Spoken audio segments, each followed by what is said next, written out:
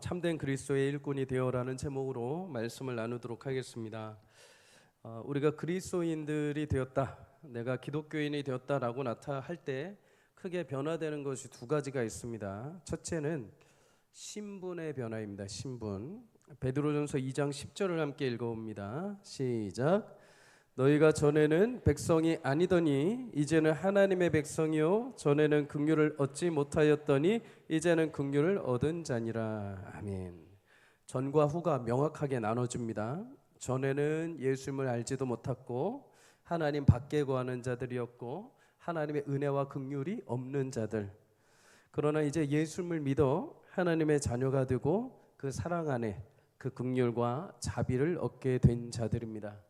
전에는 죄에 속한 자들이요 세상의 탐욕 속에 사는 자들이었지만 이제는 하나님의 자녀로 하나님의 복된 성도의 신분으로 변화된 삶을 사는 존재가 되었습니다.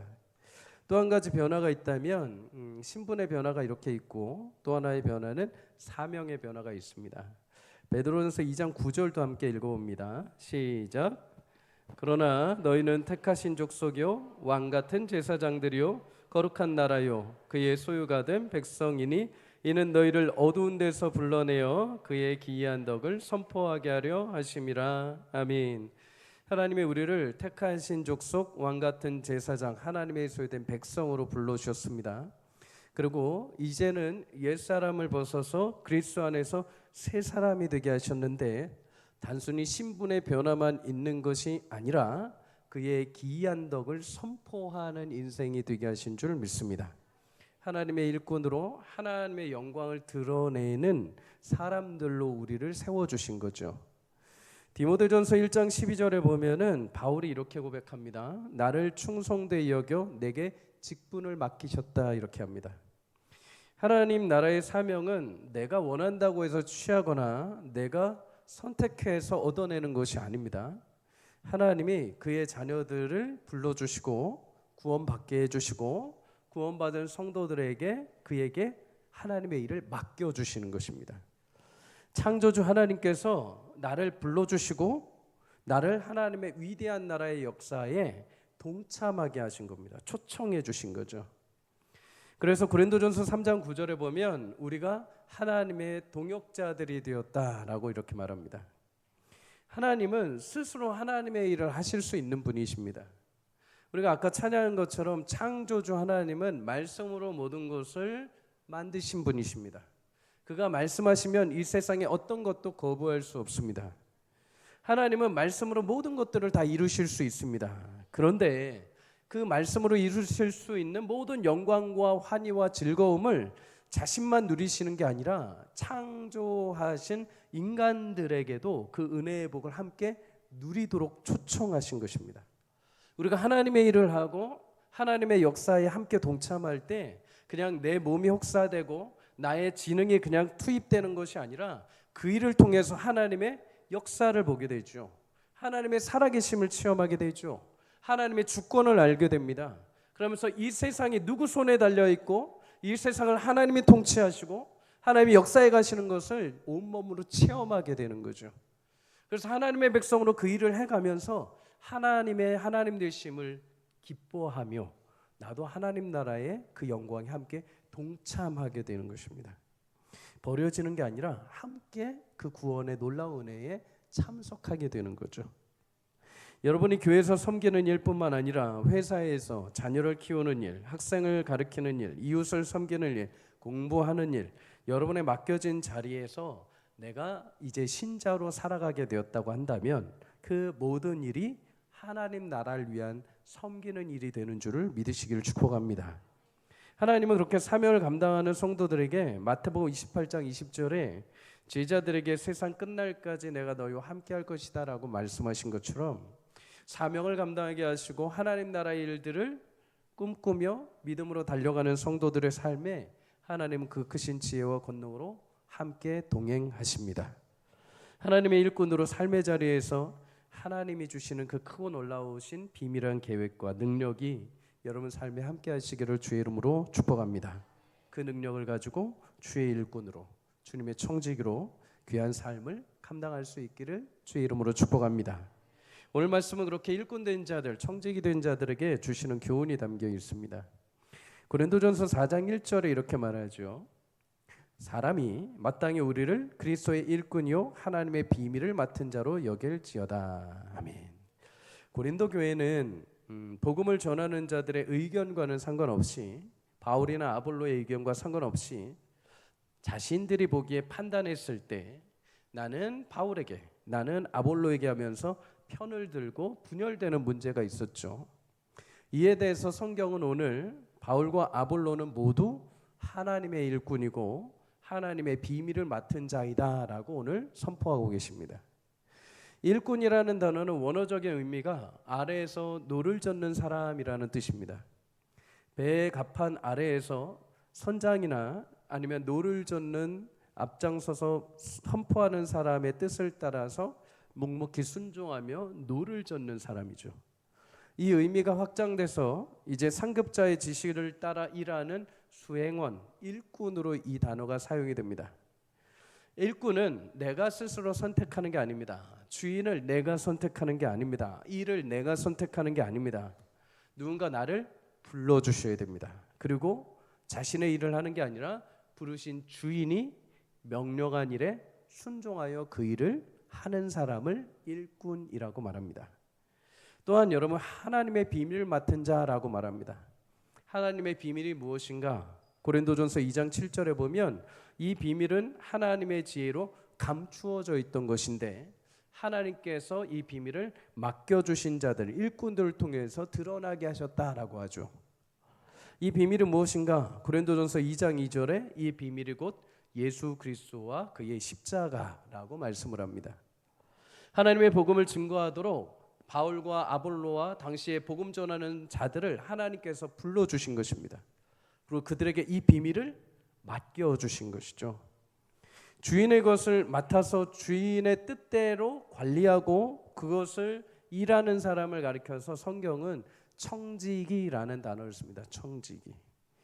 디도서 1장 7절에 보면 감독은 하나님의 청지기로 책망할 것이 없는 자여야 한다 이렇게 말합니다.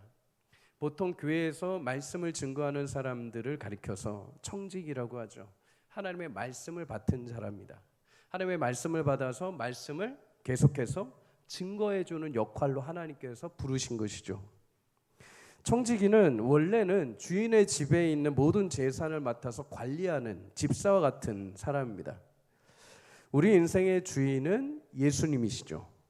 예수님이 다시 오실 때까지 하나님은 우리를 하나님의 집을 맡은 일꾼이요 복음을 맡은 청지기로 불러주셨습니다. 그렇다면 이렇게 부름받은 일꾼과 청지기, 우리에게 무엇이 필요한가?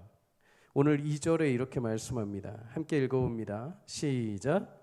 그리고 맡은 자들에게 구할 것은 충성이니라. 아멘. 충성의 의미라는 건 믿을 만한, 신실한이라는 뜻입니다. 흔히 우리가 무언가를 맡겨진 일을 할 때 가장 필요한 능력을 이야기할 때 지식이나 그 사람의 어떤 가지고 있는 능력을 생각할 수 있습니다. 그런데 성경은 하나님의 일꾼된 자들에게 필요한 것은 능력이 아니라 충성, 신실함이라고 합니다. 여러분, 왜 교회에서 일꾼들에게 지혜, 지식, 능력이 아니라 교회 일꾼들에게는 신실함, 충성이 필요하다라고 말씀을 할까요? 여러분, 모든 일을 감당할 능력은 일꾼에게 있는 게 아니라 하나님에게 있는 줄 믿습니다. 대신 일꾼은 그 능력대로 일하실 하나님을 믿고 하나님의 뜻에 따라서 성실하게 주어진 일에 자신의 책임에 최선을 다하는 것이죠. 그런데 종이 그 부르신 자를 위해서, 주인을 위해서 여러분 신실하게 충성을 다하기 위해서는 몇 가지 확신해야 하는 게 있습니다. 특별히 세 가지인데, 첫째는 청지기는 주인에 대한 확실한 신뢰가 있어야 됩니다.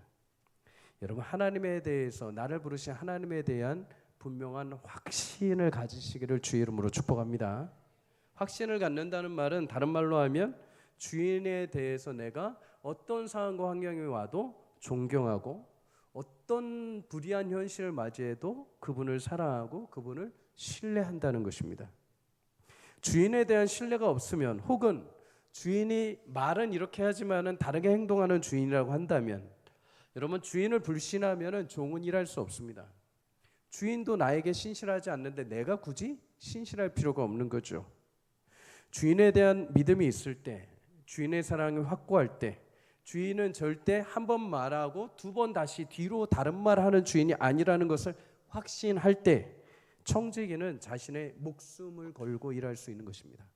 자신의 최선을 다해서 일할 수 있는 거죠.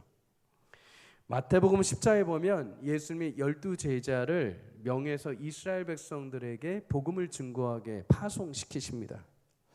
이때 제자들에게 예수님 말씀하실 때, 너희는 갈 때 금, 은, 동 가져가지 마라. 옷이나 신발, 지팡이도 가지고 가지 마라. 이렇게 말씀하십니다. 그 이유는 뭐냐? 마을에 들어가서 너희에게 만약에 필요한 것이 있다면 하나님이 너희에게 공급하실 것이요, 마을에 들어가서 복음을 전하는 일꾼이 그 마을에서 자기 먹을 것을 얻는 것은 합당한 것이다. 복음을 듣는 자들이 너희에게 필요한 것이 있다면 너희에게 줄 것이니까 너희가 다른 것들 가지고 가지 마라. 대신에 예수님이 제자들에게 무엇을 주신다고 하시는가? 마태복음 9장 1절에 더러운 귀신을 내쫓고 모든 병과 모든 약한 것을 고치는 권능으로 내가 너희와 함께할 것이다. 이 말씀을 듣고 여러분, 제자들이 어떻게 했을까요? 예수님 그래도 신발, 그래도 옷 한 벌은, 그래도 조금 먹을 거 간식거리는 조금이라도 하지 않습니다. 제자들 그 말에 순종합니다. 아무것도 가지고 가지 않습니다. 제자들은 예수님 말씀에, 주인의 말씀에 신뢰하고 아무것도 가지지 않고 그저 출발합니다. 그리고 실제로 주님이 제자들에게 권능으로 함께 하셔서 제자들이 복음을 전파하는 곳마다 귀신이 떠나고 병이 치유되는 역사를 베풀어 주십니다. 역대상 29장 11절에 이렇게 말합니다. 여호와여, 위대하심과 권능과 영광과 승리와 위엄이 다 누구에게? 주께 속하였으니 천지에 있는 것이 다 주의 것이로소이다. 여호와의 주권도 주께 속하였사오니 주는 높으사 만물의 머리이심이다. 아멘. 여러분, 우리 하나님께 능력이 있는 줄 믿습니다. 일꾼된 우리에게 능력이 있지 않고 주인에게 능력이 많으십니다. 그 주인이 명하시고 주인이 하라고 했다면 그 일은 반드시 이루어지게 됩니다. 주인을 신뢰하며 그가 부탁하신 일에 충실한 마음으로 보낸 자로서 정직하게 그 사명을 감당할 때, 예수님이 제자들 믿음으로 아무것도 가지고 가지 않았을 때 권능으로 병을 치유하게 하시고 귀신을 내쫓고 약한 것을 치유하신 것처럼, 여러분 또한, 우리 또한 믿음으로 하나님 말씀에 순종함으로, 내게 능력이 없지만 주님 말씀하신 대로 순종하며 진실하게 그 사명을 감당하는 그 현장마다 하나님의 크신 권능과 능력으로 함께 하시며 하나님의 일들을 드러나게 하실 줄 믿습니다. 삶의 자리에서 여러분에게 주어진 현실 상황 모든 것을 능히 그의 능력으로 이루실 하나님을 신뢰하며 신실하고 정직하게 하나님을 붙들고 모든 자리에서 충실히 주의 일들을 감당하는 저와 여러분이 되시기를 주의 이름으로 축복합니다. 여러분, 두 번째는 청지기는 오직 주인의 마음을 기쁘게 해야 됩니다. 주인의 마음. 오늘 3절과 4절을 다 함께 읽어봅니다. 시작. 너희에게나 다른 사람에게나 판단받는 것이 내게는 매우 작은 일이라 나도 나를 판단하지 아니하노니 내가 자책할 아무것도 깨닫지 못하나 이로 말미암아 의롭다함을 얻지 못하노라. 다만 나를 심판하시리는 주시라. 아멘. 고린도 교회에 있는 신자들은 자신들이 택한 하나님의 종들에 대해서 판단하고 생각하는 일들이 있었습니다. 바울과 아볼로에 대해서 그랬죠. 심지어 바울과 아볼로를 판단한다는 것은 무슨 의미가 있는가? 판단의 대상으로 여겼다는 거죠. 이들이 바울과 아볼로를 판단의 대상으로 여긴 이유가 있습니다. 당시 고린도는 많은 웅변, 철학, 그리고 수사학이 발달했죠. 그래서 특별히 사람들이 연설을 잘하는 사람, 철학을 잘 설명하는 사람, 또 여러 지혜를 잘 말하는 사람에게 찾아가서 그들의 강연을 들었습니다. 그들의 강연을 듣고 누가 더 말을 잘하는가, 누가 더 지혜로운가, 누가 더 뛰어난가 하고 평가를 하는 거죠. 그래서 나는 저 선생에게, 나는 저 선생에게 하면서 마음을 주고 이 선생이 더 논리적으로, 저 선생이 더 철학적으로 더 뛰어나다 하면서 그들의 편에 드는 것입니다. 그러면 여러분, 고린도 교인들은 바울과 아볼로를 하나님의 복음 증거자로 보지 않고 하나의 강연자로 생각한 것입니다. 만약에 실제로 아볼로와 바울이 하나의 그냥 강연자라고 한다면, 여러분, 이 두 사람이 고린도 교인들 앞에 이야기를 할 때, 복음을 선포할 때 어떻게 선포를 했을까요? 그냥 강연자처럼 사람들의 귀에 듣기 좋은 말, 사람들이 재미있어하는 말, 사람들이 호기심 가지는 말들로 수많은 말들을 하면서 자신들의 명성과 자신들의 인기를 얻으려고 했겠죠. 그러나 아볼로와 바울은 사람을 위한 자들이 아니요 하나님의 말씀을 맡은 자로 오직 하나님께 충성하고 하나님의 마음을 기쁘시게 하는 열심으로 하나님을 섬겨온 자들입니다. 갈라디아서 1장 10절에 그래서 바울이 이렇게 고백을 합니다. 함께 읽어봅니다. 시작. 이제 내가 사람들에게 좋게 하랴, 하나님께 좋게 하랴, 사람들에게 기쁨을 구하랴. 내가 지금까지 사람들에게 기쁨을 구하였다면 그리스도의 종이 아니니라. 하나님 보시기에 믿을 만한 일꾼, 신실한 일꾼은 하나님을 기쁘시게 하는 종들인 줄 믿습니다. 여러분, 하나님이 기뻐하시는, 하나님 보시기에 믿을 만한 일꾼이 되기를 주의 이름으로 축복합니다. 그러한 자는 하나님의 마음을 헤아리는 자들입니다. 하나님의 마음을 헤아리는 자들. 물론 여러분, 우리가 사람의 마음도 헤아려야 되죠. 그러나 무엇보다도 우선적인 것은 하나님의 마음을 헤아리는 것입니다. 하나님의 뜻을 헤아리는 거죠. 아무리 사람의 뜻을 헤아리고 사람을 이해해도 하나님의 뜻과 무관하다면 그것은 무익한 결과로 나타나게 됩니다. 마태복음 25장에 보면 주인과 종의 비유가 등장합니다. 주인이 먼 길을 갈 때 세 명의 종을 불러 모읍니다. 세 명의 종에게 각각의 능력에 따라서 한 종에겐 5달란트, 한 종에겐 2달란트, 한 종에게는 1달란트를 줍니다. 주인이 맡긴 거죠. 그리고 주인이 떠나고 나서 이제 내가 다시 돌아올 때 결산하겠다라고 하면서 떠납니다. 그러면 여러분, 주인이 떠나면서 이들에게 달란트를 맡긴 이유가 뭘까요? 그냥 내 재산 가만히 놔두면 누가 훔쳐갈지 모르니까 믿을 만한 애들한테 그냥 나눠서 쭉쭉쭉 나눠가지고 그냥 잘 가지고 있어 하고서 갔을까요? 아니요. 주인이 만약에 타국에 가지 않고 고국에 남아 있었다면 그 달란트로 자신의 일을 했을 것입니다. 자신의 장사를 했을 것입니다. 자신이 원래 하고 이윤을 얻을 일들을 했을 것입니다. 그런데 그가 떠남으로 인해서 그 일을 못하니까 대신에 그 일을 해달라고 종들에게 나눠서 그 일을 부탁한 것이죠. 5달란트 받은 종은 이것을 알았습니다. 주인이 떠나면서 이거 맡겨준 거는 단순히 내가 돈을 가지고 있는 게 아니라 주인 대신에 그 일을 해야 할 사명이 있다는 걸 알았죠. 그래서 종은 5달란트 받은 종은 받자마자 그 즉시 가서 일을 해서 5달란트의 추가적인 이유를 남기게 됩니다. 2달란트 받은 종도 그와 같이 똑같이 하였죠. 그런데 1달란트 받은 자는 그대로 땅에 묻어둬 버립니다. 그리고 그대로 땅에 묻어뒀다가 주인 왔을 때 그대로 내놓습니다. 왜 그런 행동을 했을까요? 주인의 마음을 몰랐기 때문이죠. 자기가 그냥 주인은 이럴 거야 라고 스스로가 생각하고 스스로가 결정해버린 것입니다. 마태복음 25장 24절에 이렇게 말합니다. 1달란트 받았던 자는 와서 이르되 주인이여 당신은 굳은 사람이라 심지 않은 데서 거두고 해치지 않는 데서 모으는 줄 내가 알고 있다. 이 말을 의역해 보자면 이렇습니다. 주인 당신은 굉장히 엄격하고 까다로운 사람인 거 제가 압니다.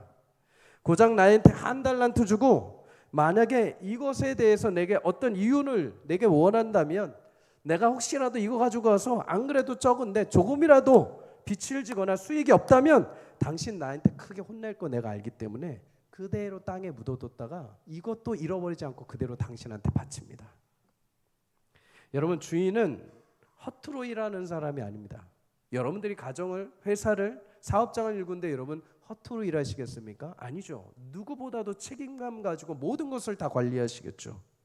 똑같습니다. 주인도 허투루 일하는 사람 아닙니다. 그런데 여러분, 주인이 자신에게 달란트를 맡긴 이유에 대해서 이 종은 오해를 하고 있습니다. 주인이 왜 맡겼는가? 마태복음 25장 27절에 주인이 이 종에게 말합니다. 네가 만약 너의 말대로 나를 그런 주인으로 보았다면 최소한 돈을 취리하는 자들, 다시 말해 돈을 활용해서 이자를 주는 자들에게 주어서 원금과 이자를 받아서 나한테 가져와야 하지 않았겠냐. 다시 말해서 나는 집을 관리하는 주인으로 당연히 엄격하고 까다롭지만 내가 만약 돈만 밝히는 주인이라면 너에게 내가 달란트를 주었겠느냐. 너에게 내가 달란트를 주고 기회를 주었겠느냐.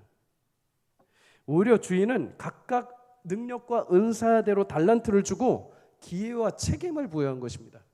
자기가 해야 할 일인데도 불구하고 그거를 갖다가 신중하게 종들에게 맡겨준 것이죠. 엄청난 영광이죠. 엄청난 은혜죠.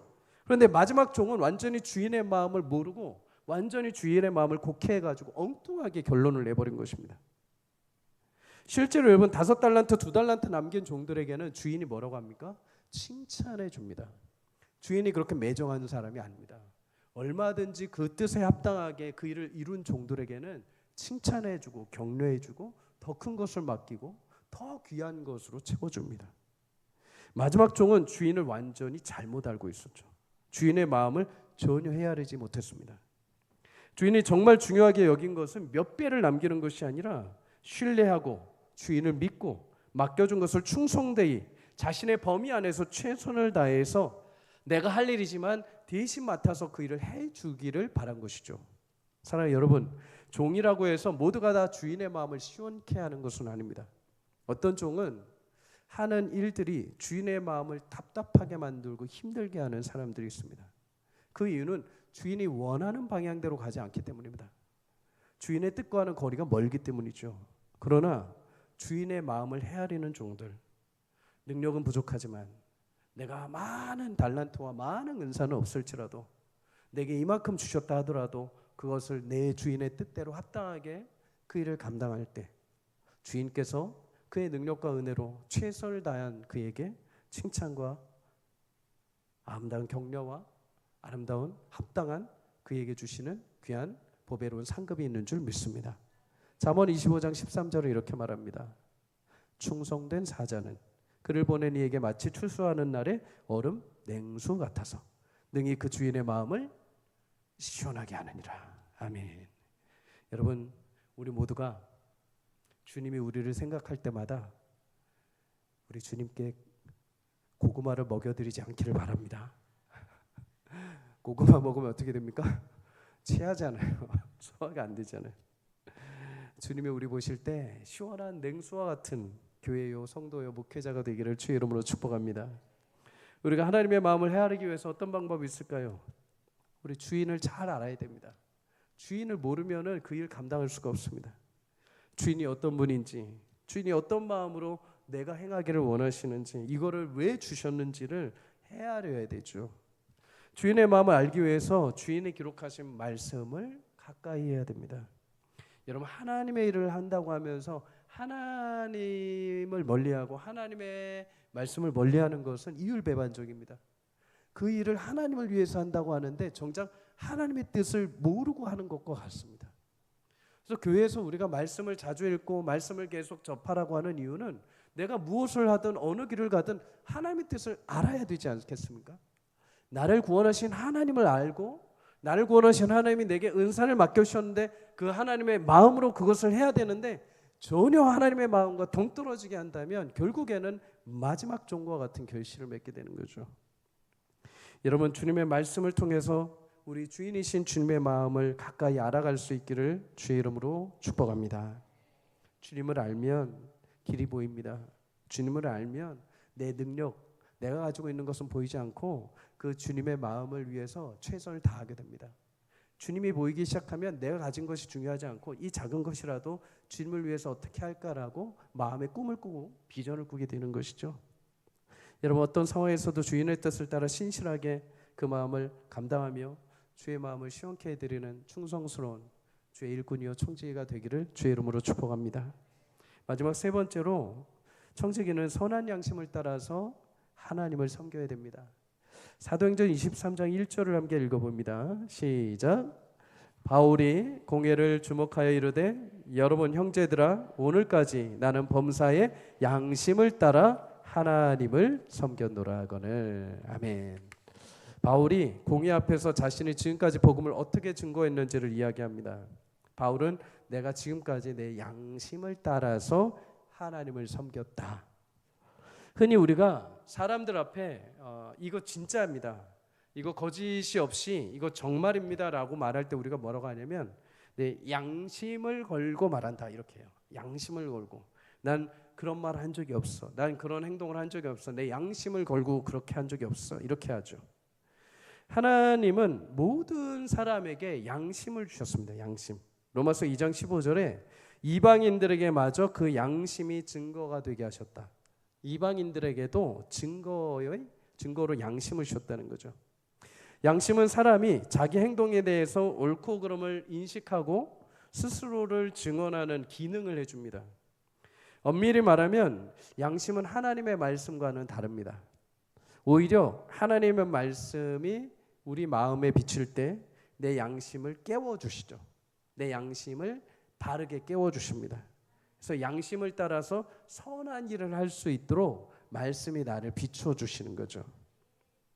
바울은 나의 생각, 나의 판단이 아니라 하나님 주시는 말씀을 받고 그 말씀이 주시는 나의 양심을 따라 내가 부끄러움 없이 진실하게 섬겨왔다라고 이렇게 말합니다.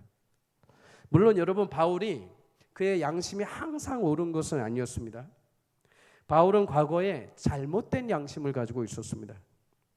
잘못된 양심을 가지고 있을 때는 어떻게 했냐면 예수님 믿는 사람들을 핍박하고 교회를 무너뜨리는 게 그에게는 최선이었습니다. 그게 자신이 해야 할 사명이라고 생각을 했죠. 사도행전 26장 9절에 이렇게 말합니다. 나도 나사렛 예수의 이름을 대적하여 많은 일을 행하여야 될 줄 스스로 생각하였다, 이렇게 말하죠. 그 당시에 바울의 양심은 예수 믿는 자를 핍박하고 교회를 무너뜨리는 양심이었습니다. 여러분, 양심이 있다고 해서 반드시 그게 진리가 되는 것은 아닙니다. 양심이 잘못된 말씀, 잘못된 거짓 것으로 연결되게 되면 이 양심이 잘못된 결론을 내게 되죠. 무서운 열심으로 희한하게 반응이 됩니다. 바울은 그 전까지 양심이 잘못된 가치관을 따라서 예수 믿는 자들을 죽이는 열심을 냈죠. 그러나 다메섹에서 예수님을 만난 이후에 양심에 하나님의 생명의 빛이 임한 이후에 양심이 교정이 된 것입니다. 새롭게 하나님을 위해서, 교회를 위해서, 믿지 않는 이방인들을 위해서 내 마음 따라 하나님의 일들을 감당하는 행동으로 나오게 된 거죠. 이런 양심을 가리켜 성경이 뭐라고 하는가? 디모데전서 1장 5절에 청결한 마음과 선한 양심이라고 말합니다. 선한 양심. 하나님의 말씀과 진리에서 우리는 바르고 선한 양심을 가지게 된 줄 믿습니다. 선한 양심은 사람들보다 하나님을 더 깊이 생각합니다. 사람들의 판단보다 하나님이 주신 그 고귀한 결정, 의로움, 거룩함, 하나님 앞에 올바름을 선택할 수 있는 최소한의 나의 도구가 됩니다. 요셉이 보디발 집에 종으로 일을 했죠. 그가 보디발 집에서 일을 할 때 혈기왕성한 10대였습니다. 청소년 시대죠. 그 당시에 보디발의 아내, 가장 아름다운 아내였던 보디발의 아내가 와서 단둘이 있게 됩니다. 그리고 요셉을 유혹하게 되죠. 만약 당시에 요셉의 마음이, 이 양심이 세상적인 가치관에 만약에 물들어 있었다면 얼마든지 남들이 보지 않고 자신과 보디발만 있는 그 사이에서 얼마든지 세상적인 악한 일을 행할 수 있었을 것입니다. 근데 감사하게도 요셉의 양심이 어디 연결이 되어 있는가? 하나님 손에 붙들려 있었죠. 하나님께 연결이 되어 있었습니다. 그래서 그가 그 상황에서 뭐라고 고백을 합니까? 창세기 39장 9절에 내가 어찌 이 큰 악을 행하여 하나님께 죄를 지으리까? 여러분, 아무도 없었다니까는요. 보디발의 아내 요셉밖에 없었습니다. 그런데 여러분, 그가 그의 양심에 하나님 말씀이 들어오니까 그의 삶의 전 모든 인생 속에 창조주이신 하나님이 주관하고 계시는 양심의 마음이 그 삶을 붙들고 있었던 거죠. 여러분, 우리가 죄 가운데 빠지고 안 빠지는 것들이 내 순간적인 판단과 나의 결정이라고 우리는 생각할 수 있습니다. 네, 그럴 수 있습니다. 의지가 강한 사람들은 죄에 안 빠질 수도 있고, 또는 은혜가 많은 순간에는 내가 좀 용기를 내어서 안 빠질 수 있습니다. 그런데 여러분, 우리가 죄에 빠지지 않는 것은 사실은 엄밀히 말하면 내 능력이 아니라 하나님이 나와 함께 하심으로 우리가 죄 가운데 거니지 않는 것입니다.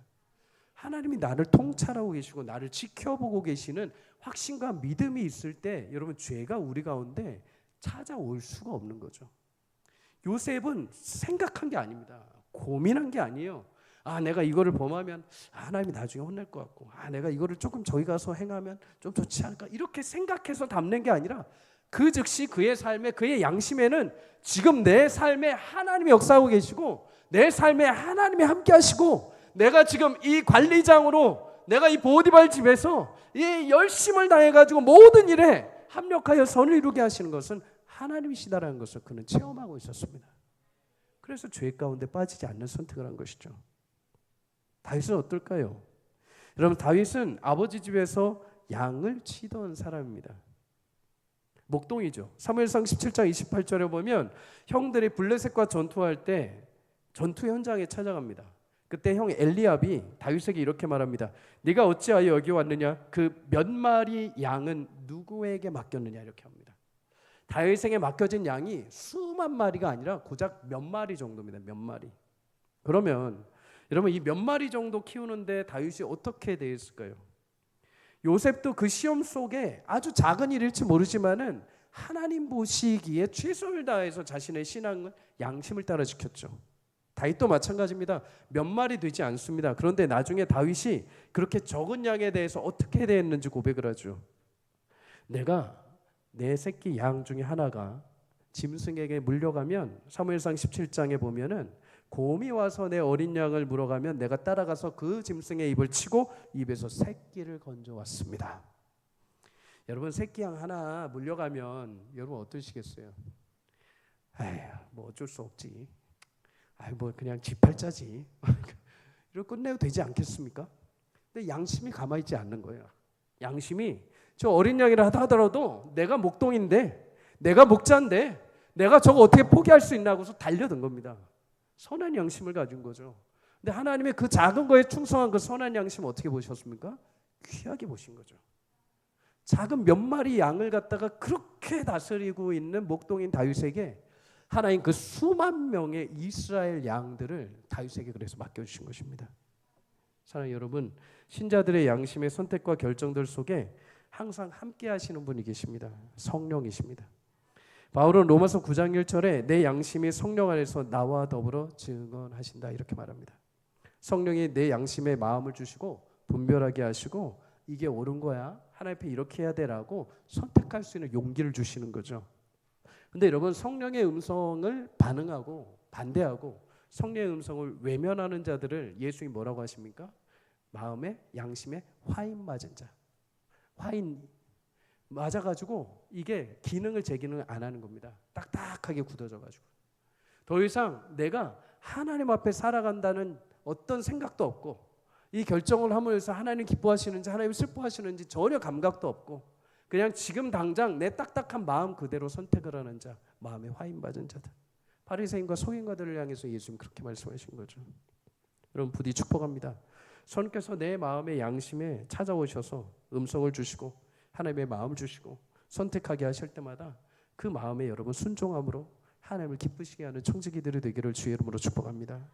물론 여러분, 그런 선택들이 때로는 세상의 판단으로 볼 때는 무지해 보일 수 있습니다. 굳이 그렇게까지 해야 돼? 그냥 남들 안 보게, 남들 그냥 모르니까 그냥 덮고 대충 빨리 하고 조금 빼돌리고 대충 쉽게 하면 되지. 네, 여러분, 사람들은 그렇게 판단할지 모릅니다. 그러나 5절에 보면 그때가 될 때, 주님 오실 때 주님이 우리 안에 품었던 모든 것들을, 성령의 양심을 따라 행동하고 결정했던 모든 것들을 다 들춰내시고 거기에 대한 행동들에 대해서 하나님이 칭찬하신다라고 말씀하십니다. 사랑하는 여러분, 우리 마음 중심 가운데 하나님의 거룩하게 해주시는 양심을 따라 주님을 위해서 신실하게 살아갈 수 있기를 주의 이름으로 축복합니다. 누가복음 12장 35절은 말씀합니다. 함께 읽어봅니다. 시작. 허리에 띠를 띠고 등불을 켜고 서 있으라. 아멘. 종들은 일을 할 때 허리에 띠를 띠고 불을 들고 서 있습니다. 주인이 오실 것을 기다리는 것이죠. 강원도 오지에 덕천이라는 곳이 있습니다. 덕천리에 덕천교회를 담임하고 계시는 최기수 목사님이라는 분이 계세요. 첩첩산중이라서 치킨도 배달이 안 된답니다. 깡촌마을 아무도 가지 않는 그곳에서 이 목사님이 2대 목사님으로 사역을 하고 계세요. 2008년에 궤양성 대장염으로 대장을 절제해야 되는 상황이 왔을 때 하나님 앞에 기도함으로 수술 없이 하나님이 치유해 주셨습니다. 그래서 이 기적과 은혜를 가지고 가정을 꾸리고 회사를 다니고 있었지만 하나님의 길을 가야겠다고서 목회를 선택하고 신학을 준비를 하게 됩니다. 물론 가정이 있고 자녀가 있어서 회사를 그만둔다는 게 사실 현실적으로 쉽지는 않았습니다. 그런데 기도원에 올라가서 기도할 때 하나님이 여호수아 1장 9절의 말씀을 주셔서 담대함을 가지고 돌아와서 이제 내일 가서 내가 회사에다가 이제 내가 사표를 내고 이제 그만둬야지 이렇게 결정을 한 겁니다. 그런데 참 신기하죠. 아침에 딱 가서 회사에다가 사표를 딱 내려가는데 그 회사가 하루아침에 부도 처리가 된 것입니다. 하나님이 아예 그냥 딱 결정할 수밖에 없도록 그냥 회사를 아예 그냥 없애버린 겁니다. 회사 입장에서 안타까운 일인데 목사님 입장에서는 되게 기분이 좋은 겁니다. 하나님이 명확하게 나한테 가라 하시는구나. 신학 공부를 시작을 했습니다. 내 식구가 생활하기에 전도서 사례비는 턱없이 부족했습니다. 그래도 더 그러다 보니 돈을 갚지 못해서 집이 경매로 넘어가기도 했습니다. 하루는 기름값이 없어서 강원도에서 서울의 학교까지 가는데 휴게소 안에서 기름이 없어서 차 안에서 울면서 하나님 앞에 기도를 했습니다. 얼마나 서럽게 기도를 했는지. 하나님께서 그런데 그 기도를 들으시고 그 밤에 주유소에, 그것도 휴게소 주유소에 전혀 자신을 알지 못하는 어떤 지나가던 권사님 한 분이 똑똑하더니 5만 원을 주고 가더랍니다. 그게 자신에게는 하나님이 보낸 천사와 같았습니다. 얼마나 큰 위로였는지. 여러분 상상을 해보십시오. 그렇게 울고불고 하는데 갑자기 밖에서 누가 똑똑하는데 갑자기 어느 여자분이 여기 왜 있어요? 하더니 갔다가 다시 왔답니다. 똑똑하더니 다시 5만 원을 주면서 자신도 권사인데 이거 가지고 쓰세요 하면서 주고 왔더랍니다. 하나님의 은혜죠. 하나님이 돌보신 거죠. 혹독하게 10년의 훈련 시간을 지나서 이제 부임지를 결정하는데 덕천교회로 부임하게 됩니다. 워낙 낙후된 지역이라서 6년 동안 후임 목사님을 찾지 못하고 있을 때 하나님 주신 마음을 따라서 두 부부가 결정을 한 것입니다. 살아도 주를 위해서 죽어도 주를 위해 좋겠다고 했던 그 마음대로 결단하고 들어간 거죠. 그런데 내비게이션도 찍히지 않는 그 마을에 들어가는데 들어가자마자 사모님하고 두 분이 경악을 하게 됩니다. 200년 된 흙집, 쓰러져 가기 직전인 교회. 그날 집에 돌아와서 사모님이 3일 동안 알아누웠다고 합니다. 어느 정도 힘들었는지 알겠죠. 10년간 열심히 공부하고 이제 멋지게 사역을 하려나 생각을 했는데 시골 촌마을, 그것도 다 허물어져 가는 교회에서 부임하게 된 것입니다. 그런데 며칠이 지나서 사모님과 목사님이 마음을 먹고 이제 이 목회를 감당하기로 결정을 합니다. 요한일서 3장 18절에 우리가 말로만 혀로만 사랑하는 것이 아니라 오직 행함과 진실함으로 하자라는 말씀을 붙들고 우리가 주님의 일꾼으로 이 영천 덕천리의 영적 파수꾼이 되겠다면서 두 분이 결정하고 들어간 거죠. 마음은 그렇게 먹고 들어갔지만 삶이 녹록지 않았습니다. 자녀들은 기숙학원에 보내고 목사님 부부는 200년 된 흙집에서 사방의 뱀과 쥐와 각종 벌레와 함께 지내기 시작을 했습니다. 여름엔 46도가 육박하였고 겨울에는 한파 때문에 뼈까지 시려웠습니다. 서로 밤 하늘을 보면서 매일 밤마다 우는 것이 일상이었다고 합니다. 주민들의 텃세, 우상숭배와 부적, 영적 도전과 마을의 무당들의 방해, 여러 대인 관계에서 트라우마가 생길 정도였습니다. 그럼에도 내 양을 먹이라라고 하신 주님의 말씀에 순종하여 신실하게 그 땅에 와서 그저 전도하고 신방하기 시작을 했습니다. 영양실조에 걸린 노인들, 자식들도 외면한 채 아파서 병원에 갈 수 없는 어르신들, 그들에게 반찬을 나눠주고 방을 청소해주고 빨래를 해드리기 시작을 했습니다. 물질적인 어려움도 있었죠. 그런데 충성된 종을 하나님이 기억하시고 도움의 손길들을 붙여주셨습니다. 아굴라와 브리스길라 부부처럼 매 달마다 한 번씩 와서 예배하고 후원해주는 성도들, 또한 소식을 듣고 여러 지역에서 알지 못하는 하나님의 동역자들이 보내주는 물질들로 교회를 세워가기 시작을 했습니다. 그리고 최근에는 새 성전을 건축하고 그 오지 땅에 하나님께서 주시는 귀한 덕천교회를 새롭게 성도들과 함께 꾸려가고 있습니다. 처음에 10명도 안 되던 그 목회가 이제는 세례를 주고 40여 명 가까운 성도와 함께 모여서 예배하고 있습니다. 그 가운데는 샤머니즘에 빠져서 교회를 반대했던 사람이 와서 예수를 믿고 거듭난 것이 이렇게 행복한 것이었는지 이렇게 깨닫는다고 고백을 합니다. 남편에게 매일 두들겨 맞고 자신에게 버림받았던 사람이 와서 예수님의 사랑을 알고 나서 이 좋은 걸 왜 그동안 몰랐는지 하면서 감격스러우면서 예배한다고 합니다. 그러면서 목사님이 마지막에 이렇게 간증을 마무리합니다. 저는 날마다 주님 앞에 설날 결산할 때를 생각하고 있습니다. 그때 주님께서 너 무엇하다 왔니? 라고 물으시면 저는 저 옆집의 할머니, 이 앞집의 할머니, 저 뒷집의 할머니 데리고 왔어요. 주님을 사랑하는 그 한 영혼 한 영혼 데리고 왔어요 하면서 이야기를 하면 좋을 것 같습니다. 사랑하는 성도님들, 오늘도 하나님은 신실하게 묵직하게 그저 묵묵히 주님께서 명하신 그 길을 순종함으로 가는 자들의 삶을 기뻐하시고 약속하신 대로 그들의 삶을 버리지 않으시고 채우시고 도우시고 먹이시고 입히시는 하나님의 놀라운 기적의 창고로 사용하시는 줄 믿습니다. 기회가 되면 이 목사님 아마 우리 교회에 오실 것 같아요. 그래서 함께 말씀을 은혜를 나누려고 합니다. 여러분 늘 언제나 신실하게 주님 오시는 그날을 기대하며 허리에 띠를 들이고 등불을 들고 서서 주님을 맞이할 수 있는 귀한 청지기들이 되시기를 주의 이름으로 축복합니다.